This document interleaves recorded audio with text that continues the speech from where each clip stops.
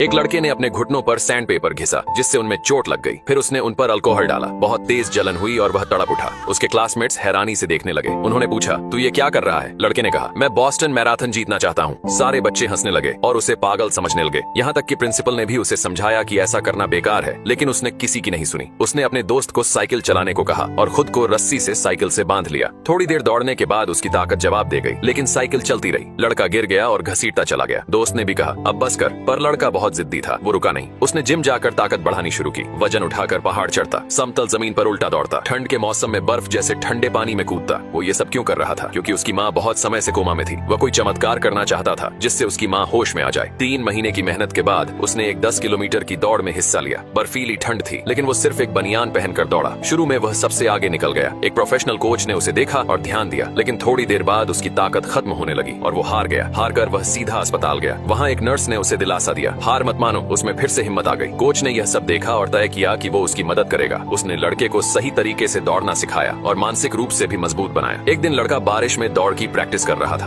पहला चक्कर उसने 20 मिनट में पूरा किया, लेकिन फिर उसकी रफ्तार कम हो गई। कोच को निराशा हुई, लेकिन लड़का रुका नहीं। वो लगातार दौड़ता रहा। धीरे धीरे उसकी चाल तेज होती गई और आखिरी चक्कर उसने 5 मिनट में पूरा कर लिया। कोच ने हैरानी से पूछा, तूने ये कैसे किया? लड़के ने जवाब दिया, मैं अनाथ नहीं बनना चाहता। उसकी सारी मेहनत अपनी माँ के लिए थी। एक दिन वो माँ के सामने बैठकर प्रार्थना करता है और फिर बॉस्टन की ट्रेन पकड़ता है। मैराथन की शुरुआत हुई। गोली की आवाज के साथ वह दौड़ पड़ा। वह शुरू से ही सबसे आगे रहा। कोच उसका जोश बढ़ा रहा था। धीरे धीरे वह दूसरे नंबर पर आ गया। जब भी कोई उसे पीछे छोड़ता, वह तुरंत फिर से आगे निकलने की कोशिश करता। आखिरी 200 मीटर बचे थे। अब सिर्फ 2 धावक रेस में आगे थे। उसके पुराने क्लासमेट्स भी उसका उत्साह बढ़ा रहे थे। वो चाहते थे कि कोई चमत्कार हो। आखिर में लड़का फिनिश लाइन पार कर गया। वह सीधा अस्पताल पहुंचा और अपनी माँ के हाथ में मेडल रख दिया और उसी पल सच में चमत्कार हो गया।